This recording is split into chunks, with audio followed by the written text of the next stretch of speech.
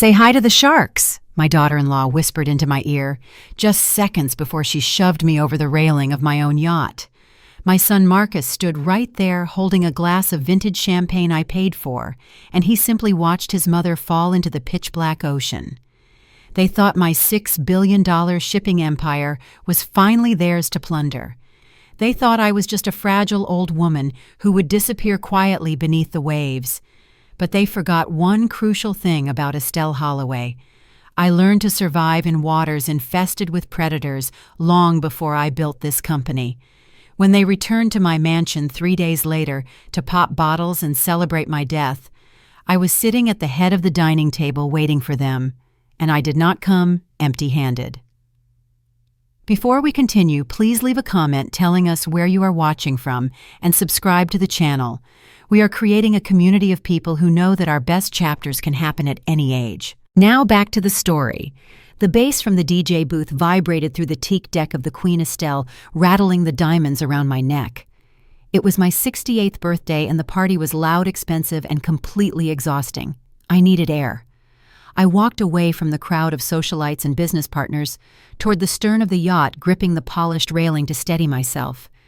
The Miami skyline was a smear of neon purple and gold in the distance. I looked at those lights and felt a familiar pride. My ships and my planes moved the steel that built those skyscrapers. Holloway Logistics was the blood pumping through this city. I had clawed my way up from a one-room apartment in Overtown to become the first black woman to own a shipping fleet on the East Coast. I was tough. I was respected. But standing there in the humid night air, I just felt heavy. "You look tired, Estelle." The voice came from the shadows. Tiffany stepped into the moonlight. My daughter-in-law looked stunning as always in a silver dress that cost more than my first house. She was 30 years old, a former swimsuit model, with a smile that never quite reached her eyes. I stiffened as she approached. We usually avoided each other at these events. She thought I was a stubborn old relic holding onto the purse strings too tight. I thought she was a shark in high heels. "Where is Marcus?" I asked, keeping my voice flat. "Right here, Mom." My son stepped out from behind her. He was holding a crystal flute of champagne swaying slightly with the motion of the boat. He looked handsome in his tuxedo, but his eyes were glassy and he refused to look directly at me. That should have been my first warning. In business, I can smell a betrayal from a mile away. With my own flesh and blood, I was blind. "We were just talking about you," Marcus said, his words slightly slurred. "About how hard you work, about how you never take a break." Tiffany moved closer. I could smell her expensive perfume, something floral and cloying that made my stomach turn. She reached out and adjusted the silk shawl on my shoulders. Her hands were cold. "You deserve a rest, Estelle," she murmured, stepping into my personal space. "A real rest. You are getting too old to manage all that money. Marcus is ready to take over. Don't you think it is time to let go?" I pulled away from her touch. "Marcus cannot run a lemonade stand, let alone a logistics empire," I said, sharpening my tone. "And as long as I have breath in my body, he will not touch my company." Marcus flinched like I had slapped him, but Tiffany just smiled. It was a terrifying expression devoid of any warmth. She glanced at Marcus, then back at me. "Well, that is the problem, isn't it?" she said softly. "As long as you have breath." She shifted her weight. It happened so fast. One hand gripped my shoulder, the other planted firmly in the center of my back. She leaned in close, her lips brushing my ear. "Say hi to the sharks, you old hag." The shove was violent and calculated. I did not even have time to scream. My feet left the deck. The world tilted sideways. I plummeted toward the black, churning water below. The wind rushed past my ears, but in that split second of freefall, I saw him. I saw my son. My Marcus, the boy I had raised alone, the boy I had protected from the world. He did not drop his drink. He did not reach out a hand to save me. He just took a sip of his wine and turned his back as I hit the water. The impact knocked the air from my lungs, and the cold ocean swallowed me whole. As I sank into the darkness, the lights of my yacht began to drift away, leaving me alone in the vast empty sea. The salt water burned my throat as I broke the surface, gasping for air.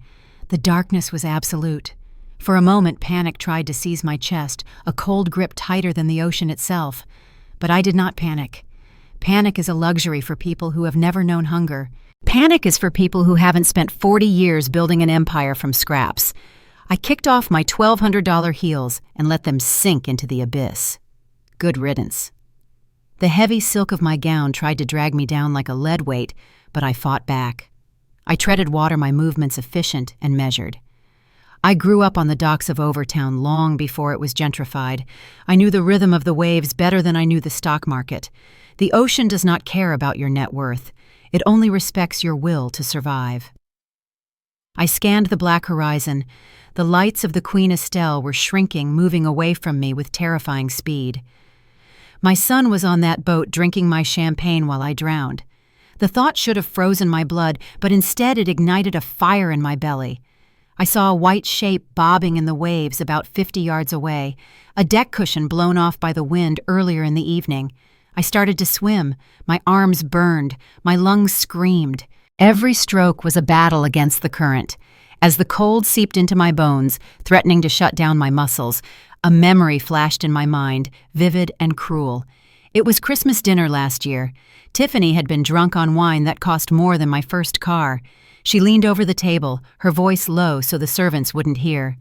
"You really think these people respect you, Estelle?" she had sneered, swirling her glass. "Look at you. You can drape $6 billion in diamonds, but underneath you are still just that little ghetto girl from the projects. You don't belong in our world. You are just the bank account we tolerate." The rage hit me harder than the waves. Ghetto girl. That ghetto girl built the ships that carry your designer clothes across the ocean, Tiffany. That ghetto girl bought the roof over your ungrateful head. The anger gave me a fresh burst of adrenaline. I was not going to die here. I was not going to let that empty-headed model turn my legacy into a joke. I reached the cushion, my fingers clawing into the wet fabric. I hauled my upper body onto it, gasping, coughing up brine. It was not much, but it was enough to keep my head above water. I clung to that piece of foam like it was the throne of God himself. Let them think I am dead. Let them toast to their victory. Let them start measuring the drapes in my office. Because when I get back to shore, the ocean will seem like a kindness compared to what I am going to do to them. I wrapped my arms tighter around the cushion and stared into the dark, resolute, and alive. I am Estelle Holloway, and I am not done yet. The sun broke the horizon like a blister burning my eyes as I drifted in the gray water. My body was numb. My fingers' stiff claws locked around the cushion. Then came the sound. A diesel engine coughing and sputtering nearby. I raised my head. A small fishing boat, paint peeling and nets tangling off the side, was cutting through the morning mist. I did not wave frantically like some damsel in distress. I raised one arm, a commanding gesture, even while floating in the middle of the Atlantic. They saw me. 2 men hauled me over the gunwale, their hands rough and strong. They spoke rapid Spanish, their faces weathered and wary, scanning the horizon for Coast Guard patrols. I collapsed onto the wooden deck, the smell of fish guts and diesel filling my nose. To most people, it stank. To me, it smelled like the docks I grew up on. It smelled like survival. They stared at my torn silk gown and the waterlogged diamonds I had shoved inside my bodice for safekeeping. They started arguing, probably debating if I was a liability or a corpse. I coughed up seawater and sat up straight. "I need a phone and dry clothes," I said, my voice raspy but firm. The older man with a gray beard shook his head, stepping back. "No police, no trouble, lady. We are not citizens." I reached into the lining of my bustier. It is a habit I never broke, not even when I made my first billion. You never know when you will need to run, and you never know when the banks will close. I pulled out a small waterproof pouch. Inside were 5 crisp $100 bills. I always carried emergency funds. The sight of the dry American currency silenced them instantly. "No police," I agreed, peeling off 3 bills and holding them out. "I am just a woman who had a very bad night. I need a shirt, some pants, and a ride to the old industrial pier at Key Biscayne. And I need to use a phone. Now." The older man took the money. He nodded and barked an order to the younger one. Minutes later, I was stripping off the ruined couture gown and pulling on a pair of stained canvas trousers and a flannel shirt that smelled of tobacco. I wrapped my diamonds in the pouch and shoved them deep into the pocket. I felt more like myself in these rags than I ever did in the silk. They handed me a cracked burner phone. My hands shook, not from the cold, but from the rage simmering in my veins. I did not dial 911. Marcus had probably already spun a sob story to the Coast Guard, and Tiffany would have the lawyers ready to declare me senile or clumsy. If I reappeared now, I was just a confused old woman who fell. No. I needed an army before I revealed I was alive. I dialed a number I had memorized but never used. It was a secure line to a burner phone I had given Zoe for her 18th birthday, telling her to keep it charged and hidden for emergencies. She was the only person in that snake pit of a mansion who hadn't sold her soul. It rang once. Twice. Hello. Her voice was small, fearful. Zoe. I said, keeping my voice low and steady. Do not scream. Do not react. Just listen. Grandma. She breathed the word, trembling. Oh my God, they said you were. I am alive, I interrupted. But for now and for the next few days, I need to be dead. Are you listening to me? Yes, she whispered. Good. Because we are about to take back everything they stole. I hung up and looked toward the shore. The city skyline was waiting for me. And so was my revenge. Get on your knees and scrub that spot, Zoe. My stepmother screamed, her voice echoing off the imported marble floors of the foyer. I flinched as she kicked the bucket of soapy water, sending a wave of suds onto the jeans I had been wearing for 2 days. My grandmother had been missing for less than 12 hours, and Tiffany had already turned me from the granddaughter of a billionaire into a maid. She stood over me, clutching a glass of morning mimosa, her eyes cold and hard. Your grandmother is not here to protect you anymore, you little leech, she hissed. You earn your keep in this house, or you get out on the street. Do you hear me? Yes, Tiffany, I whispered, keeping my head down so she would not see the anger in my eyes. Good. Now clean this mess up before the camera crew gets here. She turned on her heel and marched into the living room, shouting for my father to fix her hair. As soon as she was gone, I felt the vibration against my hip.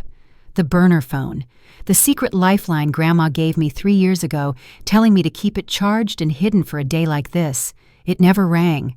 Until today. I dropped the rag and ran into the laundry room, locking the door behind me with trembling hands. My heart was hammering against my ribs as I pulled the cheap black phone from my pocket. Unknown number. I pressed answer. Grandma. I breathed the word, my voice cracking. Zoe, are you safe? Her voice was rough and sounded like she had been swallowing salt water, but it was strong. It was really her. I slid down the wall, tears hot on my face. I am okay, but Grandma, you have to know what they are doing. It is everywhere. They are on the news right now. Channel 5 is broadcasting live from the front gate. What are they saying, Zoe? Tell me everything. I took a deep breath, trying to steady myself. The sound of the television in the next room drifted through the walls. Dad and Tiffany are giving a press conference. They are crying grandma fake tears. Dad told the reporters that you have been suffering from early onset dementia for months. He said you were confused last night, that you thought you were back in your old apartment in Overtown, and you wandered off the deck by accident. Tiffany told them you slipped because you were too frail to be walking alone. They are calling it a tragic accident caused by cognitive decline. Silence stretched on the line, heavy and dangerous. I knew that silence. It was the calm before a hurricane. Dementia. Frail.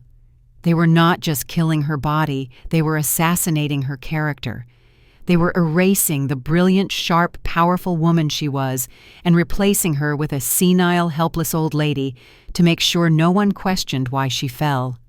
Grandma. Listen to me, Zoe, she said, and her voice was ice cold. Do not say a word. Do not defend me. Do not tell them I called. Let them think I am dead. Let them think they won. Why Grandma come home, we can call the police. No. If I come home now, it is my word against theirs, and they have already painted me as crazy.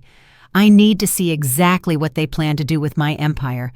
I need to see who stays loyal and who sells me out. You are my eyes and ears now, Zoe. Wipe your face, go back out there, and let them play their little game. Because when I come back, I am not just coming for my company, I am coming for their throats. The fisherman dropped me at Pier 42 under the cover of darkness. The smell of that place, heavy with salt rust and hard labor, filled my lungs like oxygen. This was where I started 50 years ago, scrubbing floors in a cannery before I bought my first ship. Now, it was my bunker. I unlocked the rusted side door of Warehouse 9, the only property I kept under my maiden name. It was dusty and dark, filled with old crates and the ghosts of my past, but it was safe. I sat on a wooden pallet waiting. An hour later, the heavy metal door creaked open. A sliver of moonlight cut through the darkness, revealing a small figure in a hooded sweatshirt. Zoe. She looked over her shoulder twice before slipping inside. When she saw me standing in the shadows, she didn't run, she collapsed. I caught her before she hit the concrete floor, my baby girl. She was shaking so hard her teeth chattered, burying her face in my flannel shirt, sobbing with a relief that broke my heart. I held her tight, stroking her hair, whispering the same prayers my mother used to whisper to me. We sat there on that cold floor for a long time. I pulled back to look at her, to wipe the tears from her face. That is when I saw it. Her hoodie sleeve had ridden up her arm. In the dim light, the marks were unmistakable. 3 dark purple bruises in the shape of fingers wrapped around her forearm. I froze. The air in the warehouse seemed to drop 10 degrees. I reached out and gently touched the skin. Zoe flinched, pulling her arm back, but the truth was already burned into my retinas. "Who did this?" I asked.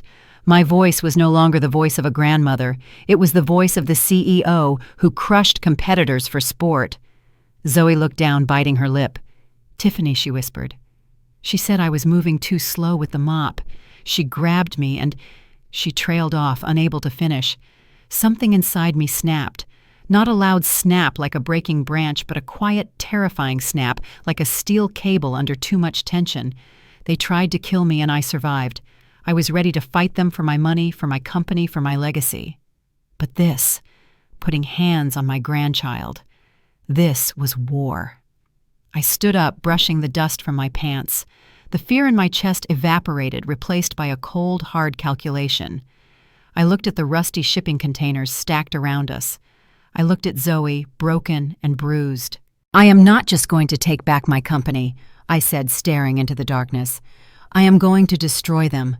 I am going to strip them of every dime, every title, and every shred of dignity until they are begging for the mercy of that ocean. And I will not give it to them."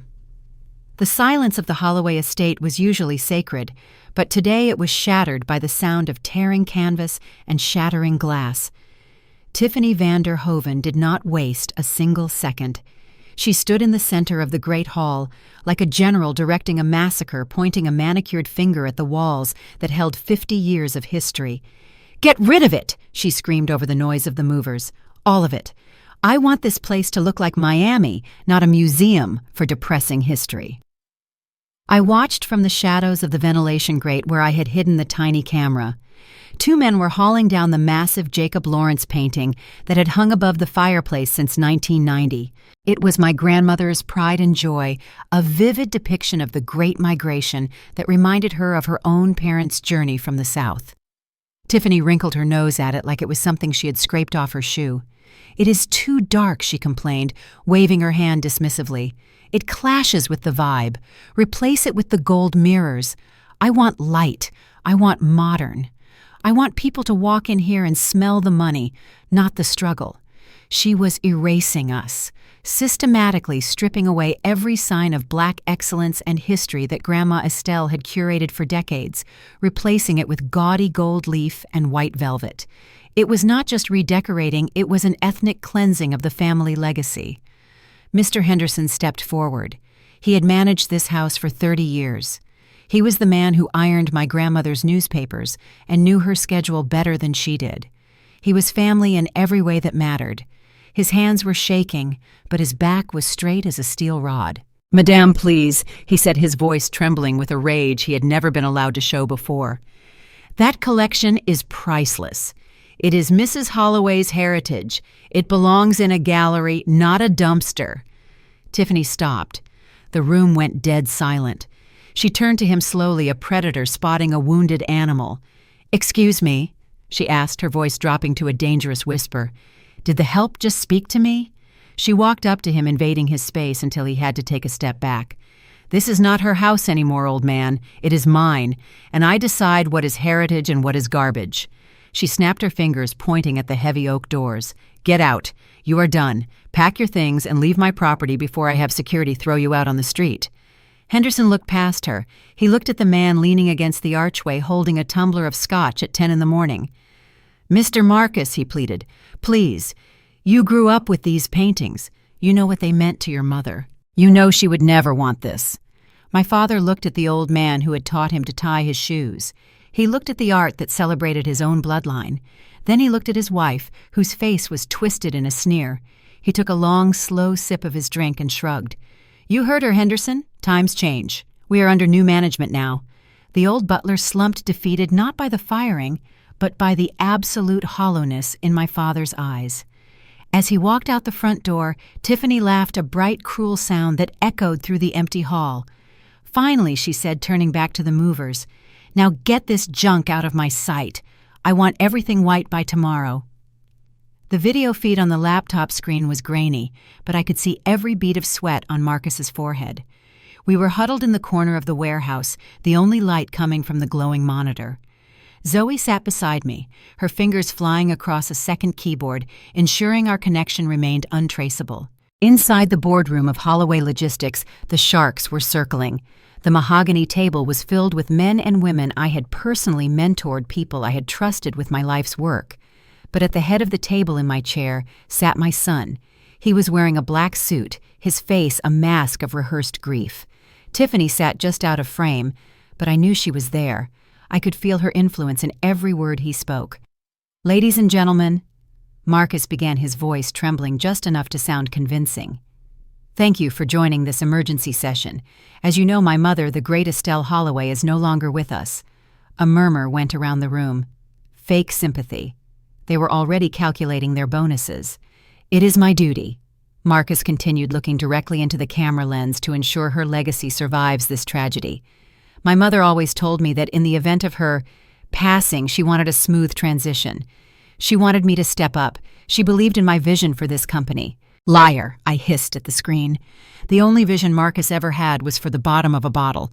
He paused for effect, wiping a non-existent tear. "I know I have big shoes to fill, but I am ready. I am asking the board to appoint me as interim CEO effective immediately. We need to stabilize the stock price. We need to show the market that the Holloway name is still strong." One of the board members, a man named Richard, who had been with me for 20 years, cleared his throat. "Marcus, with all due respect, your mother never mentioned this succession plan to us. In fact, she was quite vocal about the need for external leadership until you were more experienced." Marcus didn't even blink. "That changed in recent months, Richard. Her mind, she wasn't herself. She confided in me. She knew she was slipping. She wanted family at the helm. She made me promise to take care of everything." My blood boiled. He was using the lie about my sanity to justify his coup. He was painting me as a senile old woman who begged him to take over, when the truth was I wouldn't trust him to walk my dog. Zoe tapped the screen. "Look at Tiffany," she whispered. The camera angle shifted slightly. Tiffany's hand was visible on Marcus's shoulder, squeezing tight. A signal, or a threat. The board voted. One by one, hands went up. Fear, greed, or just exhaustion, it didn't matter. They were handing him the keys to the kingdom. "Thank you," Marcus said, a small triumphant smile breaking through the grief. "I won't let you down." Meeting adjourned. The screen went black. I sat back in the darkness of the warehouse, the silence deafening. They believed him. They actually believed that spineless traitor was my chosen heir. "He thinks he's won," Zoe said quietly. "He thinks he's the king," I replied, standing up and smoothing my flannel shirt. "But he just put a crown on a dead man walking. Let him enjoy his little victory lap. Because when I crash to that throne, I'm going to make sure the whole world sees him fall." The video feed showed my private study, the sanctuary where I built an empire, now crawling with scavengers. Tiffany stood in front of the wall safe behind my mahogany desk, her face twisted in a mask of pure greed. "Open it, Marcus," she hissed, slapping the heavy steel panel. You said you knew the code. I told you it is biometric. Marcus whined, his hands shaking as he uselessly punched numbers into the keypad. It needs her thumbprint, Tiffany. Unless you have her thumb in your pocket, we are locked out. Tiffany let out a feral scream and kicked the desk. Do not get smart with me, you idiot. There is $6 billion in assets behind that steal, and I want it now. Get a drill. Get a crowbar. I do not care if you have to blow the wall up. Just get it open. I watched from my cold warehouse floor, feeling a strange mix of rage and satisfaction. That safe was made of reinforced titanium alloy. They could hit it with a tank and it would not scratch. But the real show was about to start. On the screen, the heavy oak doors swung open. Dante, my attorney and oldest friend, walked in. He was wearing his signature charcoal suit, looking as unbothered as if he were strolling through a park. He stopped in the center of the room, eyeing the drill Marcus had just pulled from a drawer. Put it down, Marcus. Dante said, his voice smooth as silk but heavy as a gavel. Unless you want to add attempted burglary to your list of sins. Tiffany spun around, her eyes wild. Get out of here, Dante. This is family business. We are just securing Estelle's assets. Securing them or looting them? Dante asked, raising an eyebrow. He walked over to the safe, placing a hand on the scanner. It beeped red. Access denied, even for me. You see, Estelle was a meticulous woman. She set protocols. Without a death certificate issued by a medical examiner or a body identified by next of kin, this safe remains a tomb. And since you have neither, the assets are frozen. Tiffany's face turned a shade of purple I had never seen before. She is dead, you old bat. She fell into the ocean. Everyone knows it. Just sign the papers and open the damn safe. No body, no access. Dante said, simply checking his watch. And frankly, given the suspicious timing of her fall, I have already alerted the probate court to hold all transfers for the statutory 7-year waiting period for missing persons. You will not see a dime for a decade. That was the breaking point. Tiffany did not just scream, she exploded. She grabbed a Ming vase from the shelf, a piece I had bought in Hong Kong in the 80s, and hurled it across the room. It shattered inches from Dante's head, spraying porcelain shards over his polished shoes. He did not flinch. He did not blink. He just looked at the broken pottery, then back at her. I will add destruction of estate property to the file, he said, turning to leave. Have a good day, Mrs. Holloway. Or should I say, Mrs. Vanderhoven. I believe the name change paperwork is still pending. As Dante walked out, leaving them screaming in the wreckage of my office, I looked at Zoe. She was grinning. I allowed myself a small smile, too. They thought the water was rough. They had no idea what kind of storm was coming for them on dry land. The humid air inside the warehouse was thick with the smell of rust and anticipation. Zoe sat on a stack of wooden pallets, her face illuminated by the ghostly blue glow of her laptop. For 3 hours, the only sound had been the rhythmic clicking of keys as she tore down the digital firewalls Tiffany Vanderhoven had erected around her life. I stood behind her, watching the lines of code scroll by like a waterfall. I did not understand the technology, but I understood the hunt. We were looking for the money. I wanted to know where she hid the cash she had been siphoning from Marcus for years. But what Zoe found was not a fortune. It was a graveyard. I am in, Zoe whispered, her eyes widening as a new window popped up on the screen. Grandma, you need to see this. I leaned closer, squinting at the documents. It was a credit report, but it looked like a crime scene. Red ink everywhere. The glamorous former model who turned her nose up at my soul food and called my art collection trash was not just broke. She was destitute. Look at these transfers, Zoe said, pointing at a series of transactions. $50,000 to a shell company in the Caymans, $100,000 to an offshore account in Panama. But look at the dates. They correspond to trips she took. Modeling gigs, she called them. They were not modeling gigs, I realized, the pieces falling into place with a sickening click. They were gambling trips, high-stakes poker, roulette tables in Macau. The woman was a degenerate gambler. And she is losing, Zoe added, scrolling down to the bottom of the file. She is losing big. Then Zoe opened an encrypted email folder she had just cracked. The subject line sent a chill down my spine that had nothing to do with the ocean. Final warning, payment due. Or else. Zoe clicked on the most recent one sent just hours before my birthday party. It was from a sender named Only Viper.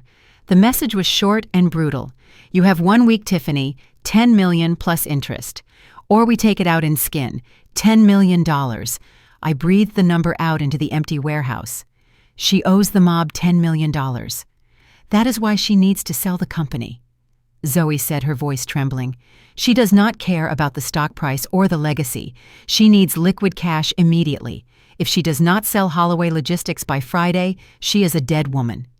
I stood up and walked to the edge of the dock, looking out at the dark water. It all made sense now. The rush to declare me dead, the panic when Dante locked the safe, the frantic push to merge with my competitor. Tiffany Vanderhoven was not just a greedy socialite. She was a desperate animal caught in a trap of her own making. She did not push me off that yacht simply because she wanted my power. She pushed me because I was the only thing standing between her and a concrete pair of shoes. It was not just ambition. It was survival. And that made her more dangerous than I had ever imagined. A greedy person might negotiate. A desperate person will burn the world down to save themselves. I turned back to Zoe, my resolve hardening like steel. She thinks she is fighting for her life, I said, but she just started a war with the wrong woman. Zoe handed me the headphones, her hand shaking slightly. I did not want to put them on. I wanted to believe that my son was just a pawn, a weak man manipulated by a beautiful predator. I wanted to believe that deep down there was still a spark of the boy who used to bring me dandelions from the front yard. But the audio file on the screen was labeled Marcus Outgoing Calls Sterling Enterprises. My stomach turned to lead. Sterling. The man I had spent 40 years fighting. The man who tried to bankrupt me in the 90s. The man who called my fleet a floating junkyard. Marcus was calling him. I pressed the headphones to my ears and hit play. The sound quality was crystal clear thanks to the bug Zoe had planted in his study. Mr. Sterling. Marcus's voice was trembling, breathless with panic. It is Marcus Holloway. Yes, I know what time it is. Listen, I am ready to deal. There was a pause, then a deep, gravelly laugh on the other end. The old lion finally died, did she? I wondered how long it would take the cub to come begging. I am not begging, Marcus snapped, but the fear in his voice betrayed him. I am offering you a once-in-a-lifetime opportunity. I am prepared to sell Holloway Logistics, the whole fleet, the routes, the contracts, everything. I gripped the edge of the crate so hard a splinter dug into my palm. He was selling it all. My life's work, my legacy. And the price? Sterling asked, his tone bored. $2 billion, Marcus said. Cash, wired to an offshore account by Friday. $2 billion. The company was worth 6 conservative estimate. He was selling a diamond for the price of glass just to save his wife's skin. Done, Sterling said without hesitation. Have your lawyers draft the papers. I took the headphones off. The silence in the warehouse was heavy, suffocating. I felt a single hot tear slide down my cheek. It was not a tear of sadness. It was a tear of mourning.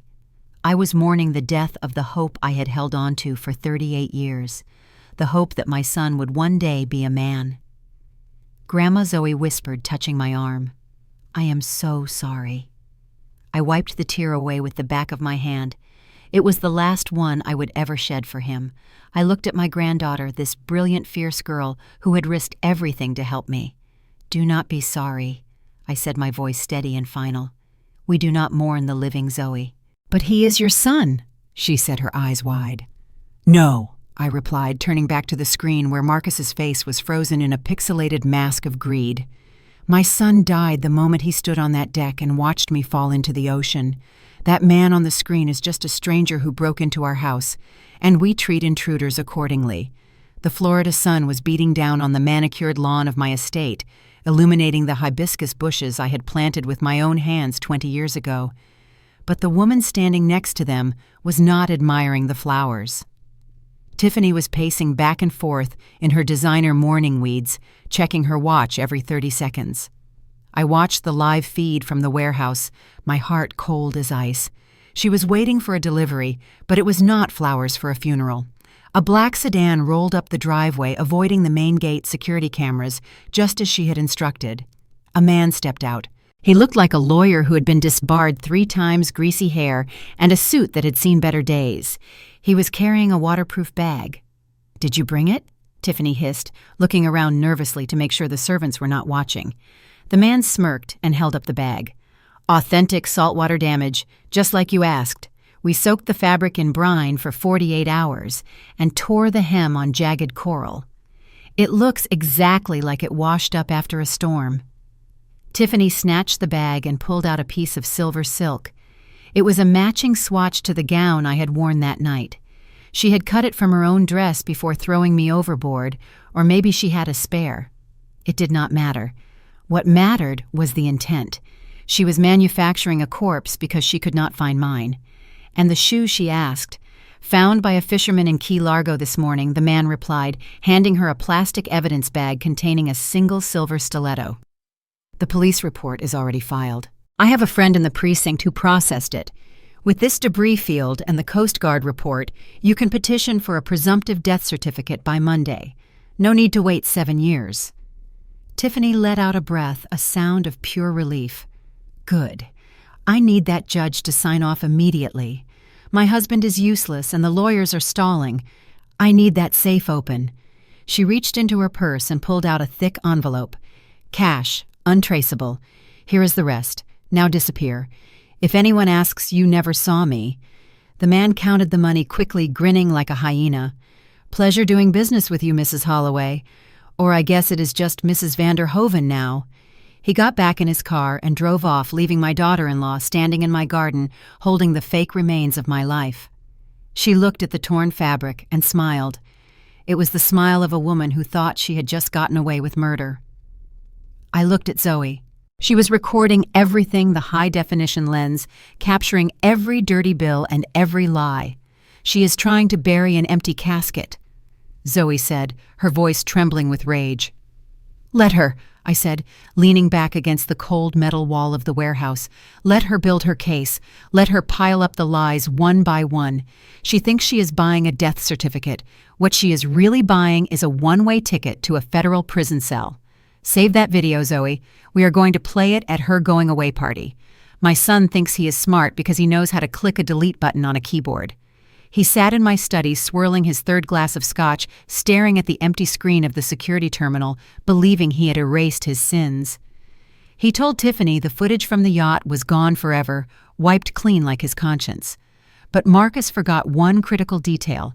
He forgot who built that security system. He forgot that I do not trust anyone with my data, not even my own family. Zoe tapped the screen of her laptop, her face illuminated by the harsh blue light.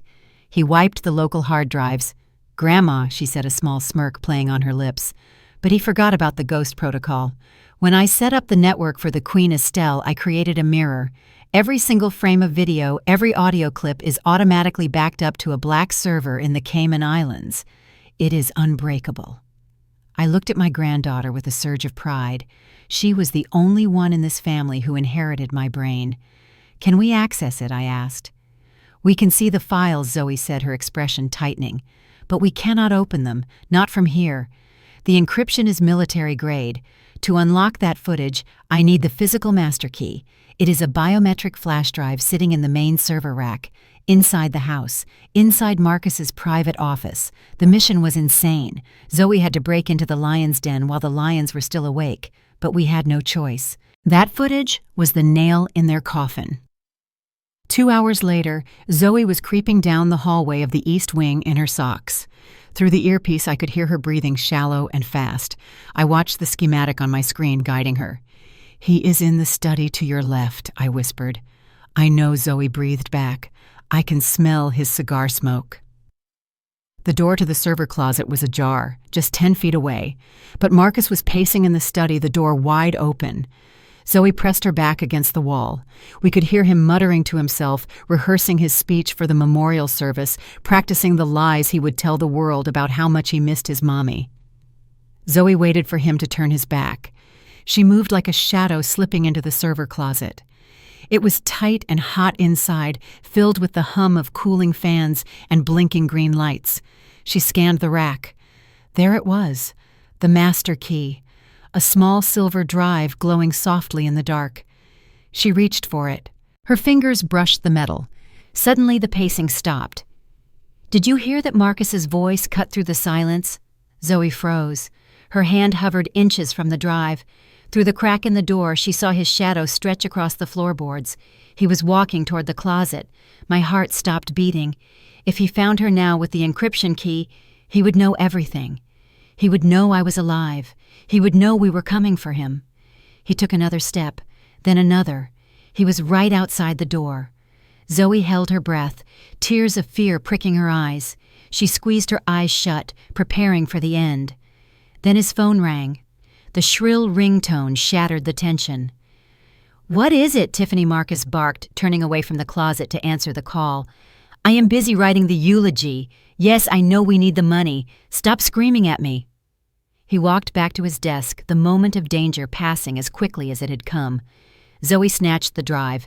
She slipped it into her pocket and waited for the sound of his voice to get loud again before she slid out of the closet and vanished into the shadows of the hallway. "I got it," she whispered into the mic, her voice shaking with adrenaline. "Good," I replied, letting out a breath I didn't know I was holding. "Bring it home, Zoe. It is time to watch a movie." The stolen encryption key was burning a hole in Zoe's pocket as she hurried down the hallway, but she did not make it to the safety of her room. Tiffany stepped out of the shadows, blocking the path. My daughter-in-law was wearing a silk robe that cost more than a car, but she looked like a street fighter. Her eyes were bloodshot and wild. She had been drinking again. I watched from the warehouse monitor, my hands clenching into fists as she cornered my granddaughter. "What were you doing near Marcus's office, you little rat?" Tiffany hissed. Zoe tried to step around her, keeping her head down. "I was just cleaning the hall, Tiffany. Liar." Tiffany lunged forward faster than I expected. She grabbed Zoe by the hair and slammed her against the wall. The sound of the impact made me flinch. Then she raised her hand and slapped Zoe across the face. It was a vicious, full-force blow. My granddaughter's head snapped back. I stood up in the warehouse, knocking my chair over, ready to scream, but I forced myself to stay silent. I had to watch. I had to let this happen to secure the evidence. Tiffany leaned in close, her face inches from Zoe's. "You think you are smart, don't you?" she spat. "You think because that old hag isn't here to protect you that you can sneak around my house." "It is Grandma's house," Zoe said quietly, her cheek turning bright red. "Not anymore," Tiffany screamed. "It is mine. And let me make something very clear to you. The second that memorial service is over, the second the judge signs that death certificate, I am throwing you out on the street. You are not in the will. You get nothing. No trust fund, no college money. No roof over your head. You are going to be homeless just like your grandmother should have been." I waited for Zoe to cry. I waited for her to beg. That is what Tiffany wanted. She wanted fear. She wanted submission, but Zoe did not give it to her. My granddaughter slowly lifted her head.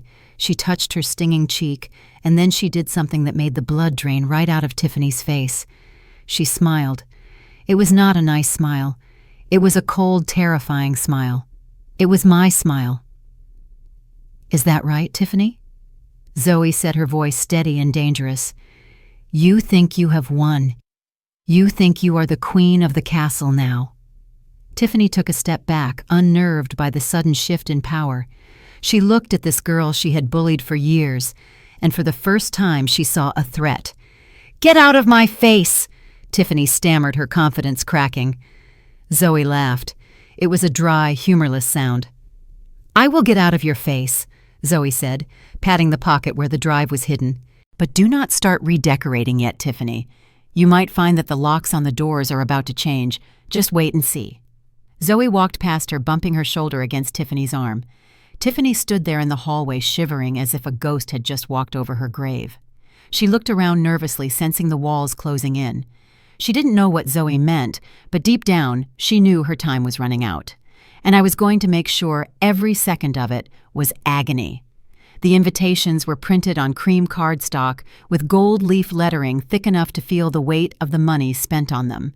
A celebration of the life and legacy of Estelle Holloway. It was supposed to be a memorial service, but anyone with eyes could see it was a coronation. Tiffany had booked the most exclusive catering company in Miami and sent invites to every senator, tech mogul, and old money family from Palm Beach to the Keys. She even invited the press, not just the local news but national outlets. She wanted the world to see her in her designer black dress standing next to the new CEO of Holloway Logistics. She wanted to cement their legitimacy in high definition. I watched the preparations on the monitors in the warehouse. The florists were bringing in white lilies by the truckload. The stage was being erected in the grand ballroom, covering the spot where my favorite sculpture used to stand. It was grotesque. It was a circus built on my grave. "Turn it off," I said to Zoe. "I have seen enough." I turned my chair to face the two men sitting across the rusted metal table. One was Agent Miller from the FBI. The other was Mr. Vance from the Securities and Exchange Commission. I had known Vance for 20 years. He knew I did not call for social visits. "Gentlemen," I said, sliding 2 heavy binders across the table, "I trust you enjoyed the drive to the docks." Vance opened the first binder. His eyes widened as he scanned the pages. "This is a forensic accounting of the last 5 years, Mrs. Holloway, shell companies, money laundering, insider trading, and the sale of the company," I added. "My son is attempting to sell a $6 billion asset for pennies on the dollar to pay off illegal gambling debts. That constitutes massive shareholder fraud."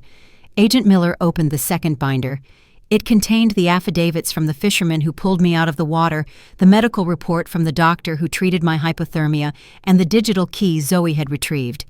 "And this," I said, pointing to a flash drive taped to the inside cover, "contains video evidence of attempted murder on international waters."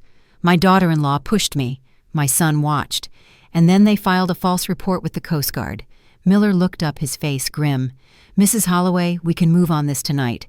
We can pick them up at the house quietly." "No," I said, leaning forward. My voice was soft, but it carried the weight of a sledgehammer. "I do not want quiet. They wanted to show Agent Miller. They invited the press. They invited the elite. They wanted the spotlight, so I want you to give it to them." I stood up, walking over to the map of my estate pinned to the wall. "The service starts at 2 o'clock tomorrow. At 2:15, Marcus is going to announce the merger. At 2:20, I am going to walk through those doors." I turned back to the agents, a cold smile touching my lips. "I want you waiting in the wings. When I give the signal, I want you to arrest them on stage. I want the handcuffs to click while the cameras are rolling. I want every business partner they tried to cheat and every socialite they tried to impress to see them dragged away in chains." Vance closed the binder. "That is very theatrical, Estelle. They turned my life into a tragedy," I replied. "I am just writing the final act. And I promise you, gentlemen, it is going to be a blockbuster." The warehouse was silent, except for the distant hum of the port machinery. I stood in the center of the dusty floor, waiting for the final piece of the puzzle. When the heavy metal door creaked open, Dante stepped inside, carrying a long black garment bag over his shoulder like he was delivering a weapon. In a way he was. He hung it on a rusted hook and unzipped it slowly, revealing the pristine white fabric inside. My signature suit. Custom tailored in Milan. Silk lining, sharp lapels. It was not just clothing, it was armor.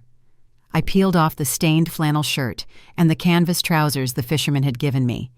They smelled of diesel and salt water. They smelled like a victim. I dropped them onto the concrete floor and kicked them into the corner. I was done being a survivor. It was time to be a predator again.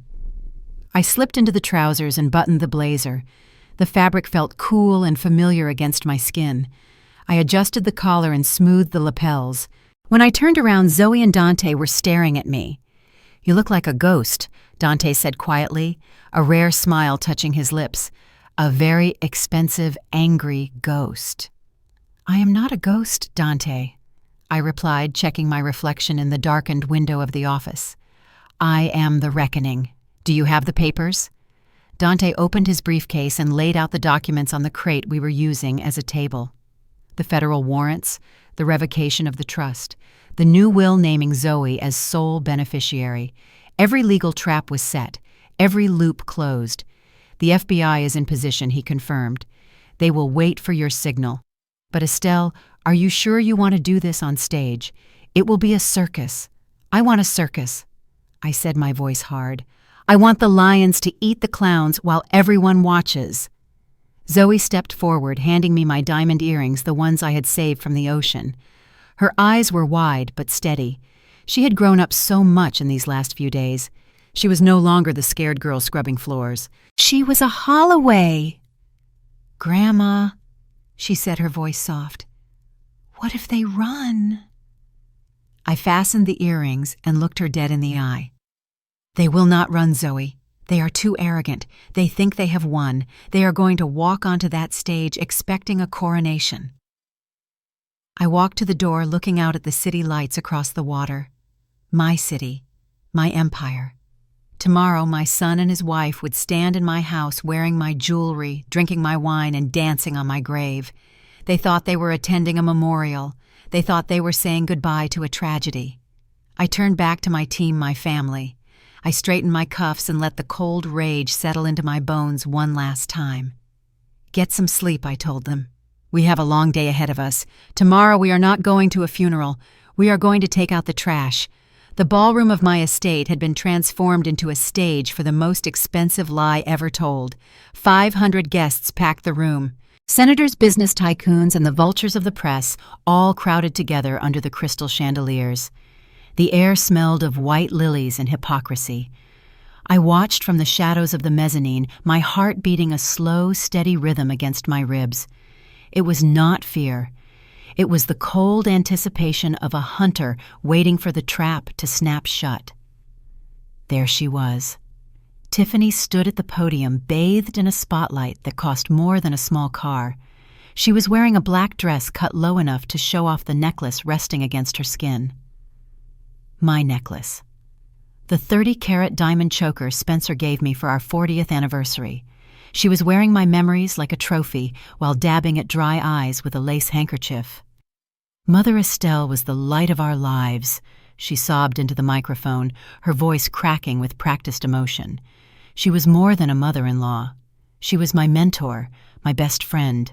She would want us to move forward, to be strong, to ensure that the empire she built continues to thrive. I gripped the velvet railing. Best friend. The woman had called me a relic to my face and tried to drown me like a stray cat. But the audience ate it up. I saw handkerchiefs dabbing eyes. I saw heads nodding in sympathy. They bought the act. Then Marcus stepped up. My son. He looked dashing in his Italian suit, but I could see the tremor in his hands. He was not trembling with grief. He was trembling with anticipation. He placed a hand on Tiffany's back, a show of solidarity that made my stomach turn. He adjusted the microphone, looking out at the sea of faces with the arrogance of a man who thinks he has already won the lottery. Thank you all for coming, Marcus said, his voice booming through the speakers. My mother built this company from nothing. She was a visionary. But the world is changing. The markets are volatile. To honor her legacy, we must evolve. We must make difficult decisions to ensure the future of Holloway Logistics. He paused for effect, looking toward the back of the room where his new business partners were sitting. That is why I am announcing today that Holloway Logistics will be merging with Sterling Enterprises effective immediately. The room did not just go quiet. It gasped, a collective intake of breath that sucked the air right out of the ballroom. The press photographers started flashing their cameras like a lightning storm.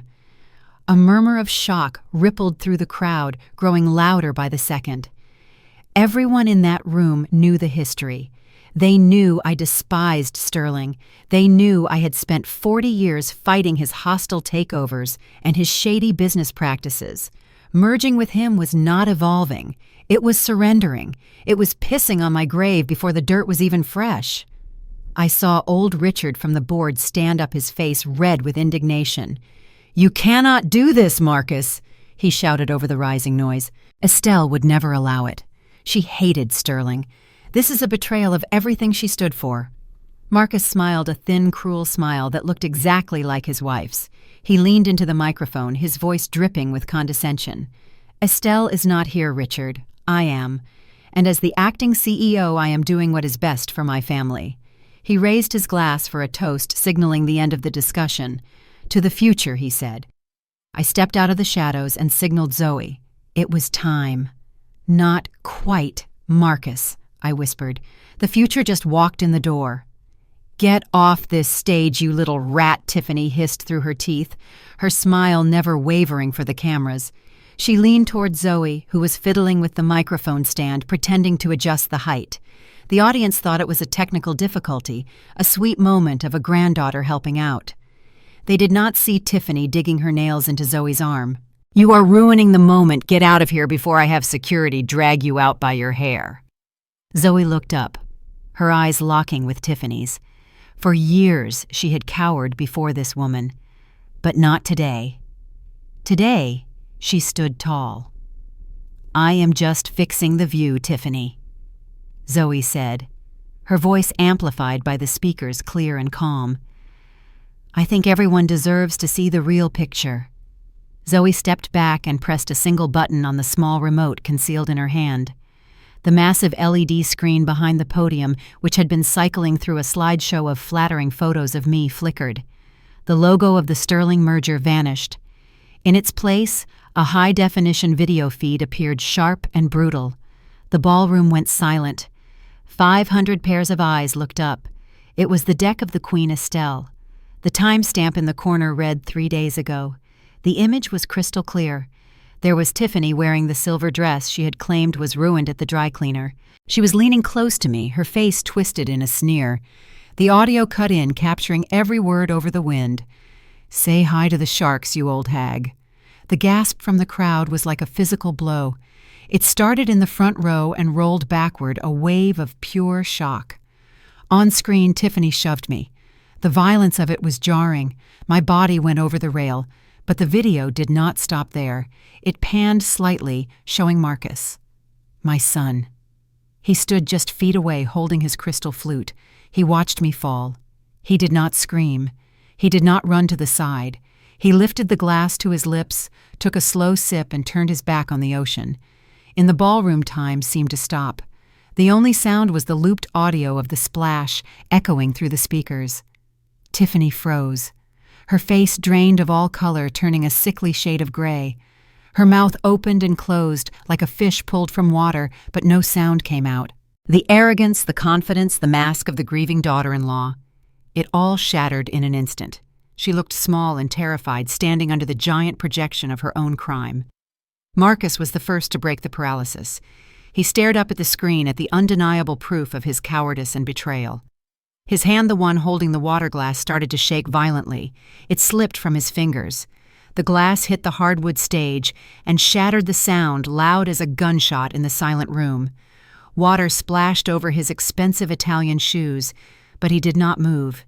He just stared at the screen, his eyes wide and hollow, realizing that his life as he knew it was over. The audience erupted. It wasn't applause. It was a low rumble of horror and outrage turning into shouts. Reporters were on their feet, phones raised, recording the live feed of a murder. The sharks in the room smelled blood, but this time it was not mine. The heavy oak doors at the back of the ballroom groaned open, slamming against the walls with a sound that cut through the chaos like a thunderclap. A beam of pure white afternoon sunlight sliced through the gloom of the hall, blinding the audience for a split second. Silhouetted against that light was a figure, not a ghost, not a memory. Me. I stood there for a heartbeat, letting them see, letting them understand. I was wearing my signature white power suit, the one I closed the Tokyo deal in, the one I wore when I buried my husband. It was crisp, immaculate, and very, very real. I stepped into the room. The click of my heels on the marble floor echoed in the sudden silence. Click, click, click. The sound of judgment approaching. The sea of elites, the people who had whispered about my senility. The sharks who had circled my legacy, they all parted. They scrambled back, tripping over chairs and each other to get out of my path. They looked at me with eyes wide as saucers, terrified and awed. I did not look at them. My eyes were locked on the stage, on the two people who had tried to erase me. Marcus looked like he was seeing his own death. He was trembling so hard his knees were knocking together. Tiffany had slumped against the podium, her hands clutching the wood for support, her face a mask of pure, unadulterated terror. She looked at the screen where her crime was playing on a loop, then at me, walking toward her in the flesh. The cognitive dissonance was breaking her. I reached the stairs to the stage. I did not run. I did not rush. I walked up them with the steady, heavy grace of a woman who owns every inch of the building. I walked right up to Marcus. He was still holding the microphone, his knuckles white, his breath coming in short, shallow gasps. He looked at me, his lips moving, trying to form the word "mom," but I did not let him. I reached out and ripped the microphone from his hand. The feedback squeal made the crowd wince. I turned to face the room, to face the cameras that were now zooming in on my face, broadcasting my resurrection to the world. I let the silence stretch, let the tension build until it was suffocating. Then I looked at my son and his wife. "You threw the party too early," I said, my voice booming through the speakers, calm and cold as the bottom of the ocean. Tiffany let out a small, strangled sob. I turned my gaze to her, focusing on her neck, on the 30-carat diamond necklace she had stolen from my vault, the one Spencer gave me. It looked heavy on her. It looked wrong. "And Tiffany," I continued, my voice dropping an octave, dripping with disdain, "take off those pearls. They are allergic to fakes." She flinched as if I had struck her. Her hand flew to her throat. The crowd erupted again, a mix of shock and nervous laughter. The Queen had returned, and the execution was just beginning. Marcus hit the floor with a thud that vibrated through the stage. It was pathetic, really. The man who had stood at this podium 5 minutes ago, declaring himself the new king of logistics, was now crawling toward my feet, his expensive Italian trousers staining on the dusty floorboards. Tears streamed down his face, mixing with the sweat of a man who knows his life is over. "Mom, please," he wailed, reaching for the hem of my white trousers. I did not let him touch me. I stepped back, as if he were contagious. It was her mom. She made me do it. She said we had no choice. She said you were suffering. I was just trying to help you, Mom, I swear. Tiffany let out a shriek that sounded more animal than human. She lunged at him, her fingernails aiming for his eyes. "You spineless coward," she screamed, spitting in his face. "This was your idea. You wanted the money. You wanted the chair. Do not pin this on me, you loser. You told me she was senile. You told me it would be easy." I watched them tear each other apart like rabid dogs in a pit. It was satisfying in a way I cannot describe to see their alliance crumble the second the pressure hit. But I had a schedule to keep, and the cameras were rolling. I walked over to the small table next to the podium. There was a large velvet box sitting there. Tiffany had placed it there earlier, telling the press it contained my favorite Bible and a lock of my hair. Another lie. "Quiet," I said. My voice was not loud, but it had the weight of authority that made boardrooms go silent for 40 years. They stopped fighting, panting, and staring at me. "I did not come back just to ruin your party," I said, running my hand over the velvet lid. "A mother never forgets her children, even the rotten ones. So I brought you a gift." Marcus looked up, hope flickering in his watery eyes. He actually thought I might show mercy. He actually thought there might be a check inside that box or a plane ticket to a non-extradition country. He truly did not know me at all. "Open it, Marcus," I commanded. He scrambled up, reaching for the box with trembling hands. He lifted the lid. The camera zoomed in tight. He pulled out 2 thick stacks of documents stapled and stamped with the seal of the United States government. He stared at them, his face crumbling into absolute despair. "What is this?" he whispered. "Read it," I said, my voice cutting through the silence. He dropped the first stack. It hit the floor with a heavy thud. An indictment. He read, his voice barely a squeak, from the Department of Justice, for attempted murder conspiracy to commit wire fraud and racketeering. Tiffany snatched the second document. Her eyes scanned the page and she went pale. "This says I am disinherited. It says you are trespassing," I corrected. "And it says that as of this morning, every account bearing the Holloway name has been frozen. You are not just broke, Tiffany. You are destitute." I looked toward the wings of the stage and nodded. It was time. Agent Miller and his team swarmed the stage. They did not come quietly. They came with the full force of the federal government. "Get your hands off me!" Tiffany screamed as they twisted her arms behind her back. "Do you know who I am?" "We know exactly who you are, ma'am," an agent said, tightening the zip ties. "You are federal prisoner number 849. Marcus did not fight. He just slumped as the cuffs clicked around his wrists. He looked at me one last time, his eyes begging for a mother who no longer existed. "Take them away," I said. turning my back on them to face the audience. "The show is over! Get your hands off me!" Tiffany screamed, kicking and thrashing as the agents dragged her toward the exit.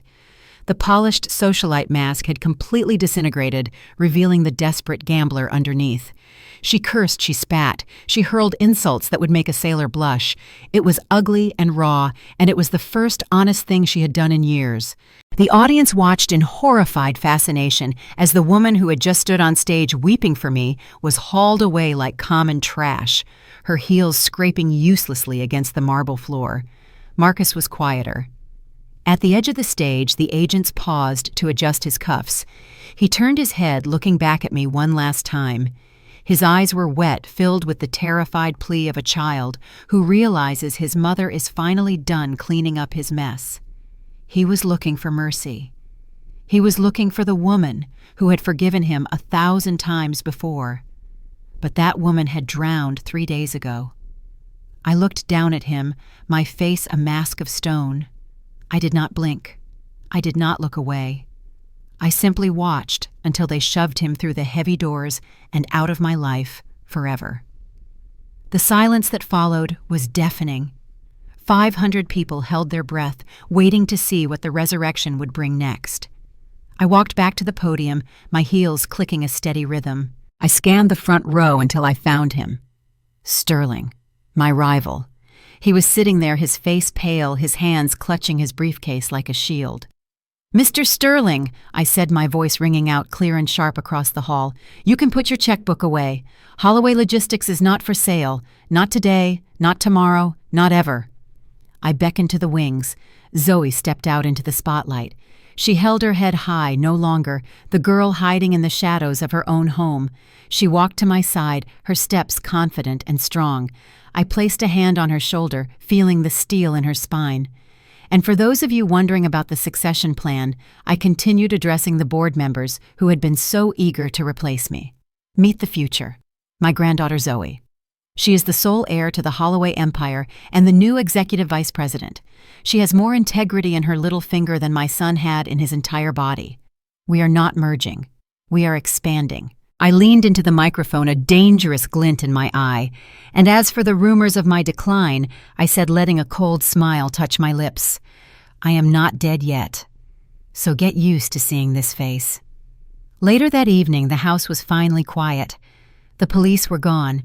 The guests had fled. The loyal staff I had immediately rehired were cleaning up the mess in the ballroom. Zoe and I sat on the balcony of the master suite overlooking the ocean. The same ocean that had tried to swallow me whole just days before. The sun was setting, painting the water in shades of violent purple and gold. I poured 2 glasses of a 1982 Bordeaux. Real wine. Not the cheap swill Tiffany had tried to pass off at the party. I handed a glass to Zoe. She took it, her hand steady. "To the sharks," I said, clinking my glass against hers. "To the sharks," she repeated with a smile. We drank in silence, watching the waves crash against the shore. I felt a peace I had not felt in years. The rot was gone. The house was clean. My legacy was safe. So that is my story. I sent my own flesh and blood to federal prison for life.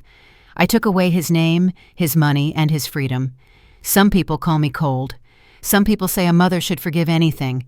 But I say there are lines you do not cross. I say loyalty is earned, not inherited. But I want to know what you think. Was I too harsh on my son, or was that the price he had to pay for selling out his family? Let me know in the comments and subscribe for more stories like mine. The lesson. This story teaches us a brutal but necessary truth. Family is defined by loyalty, not just by blood. I spent decades building a legacy for a son who viewed my life as nothing more than an obstacle to his inheritance. It proves that greed can rot even the closest bonds, turning flesh and blood into dangerous strangers. They thought my age made me fragile, but they fatally underestimated the strength it takes to rise from nothing.